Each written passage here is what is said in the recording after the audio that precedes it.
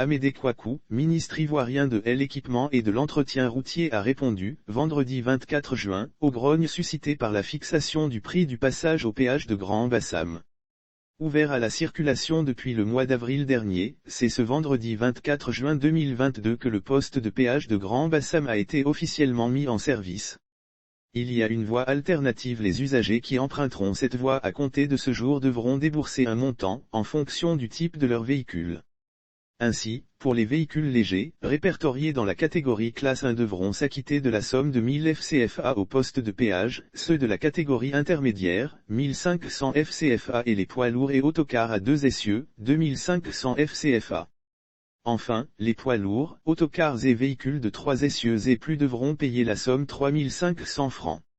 Une annonce qui a suscité une grosse polémique au sein des médias sociaux et auprès des usagers qui dénoncent des tarifs trop élevés. La somme de 1000 FRS recommandée est l'un des prix les plus bas de la sous-région, mais pour le ministre Amédée Kouakou qui a procédé ce vendredi à la mise en service de l'infrastructure, le tarif a été étudié par le président Alassane Ouattara. Précisant que la somme de 1000 FRS recommandée est l'un des prix les plus bas de la sous-région. Pour ceux qui ne veulent pas emprunter le péage, le ministre de l'Équipement et de l'Entretien routier rappelle aux usagers qu'il y a une voie alternative qui est l'ancienne route de Bassam.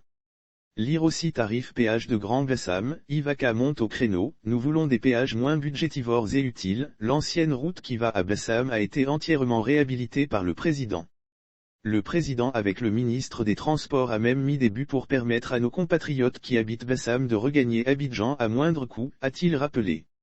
Pour les transporteurs, c'est là-bas qu'il y a plus de villages et les passagers se trouvent sur cette voie. Mais ceux qui doivent aller à Aboisseau jusqu'à la frontière ghanéenne ne passeront pas par Bassam mais par ce péage, a-t-il dit. À ceux qui font croire que le gouvernement pourrait fermer l'ancienne voie pour obliger les automobilistes à passer par le péage, il leur a demandé de colporter de fausses informations.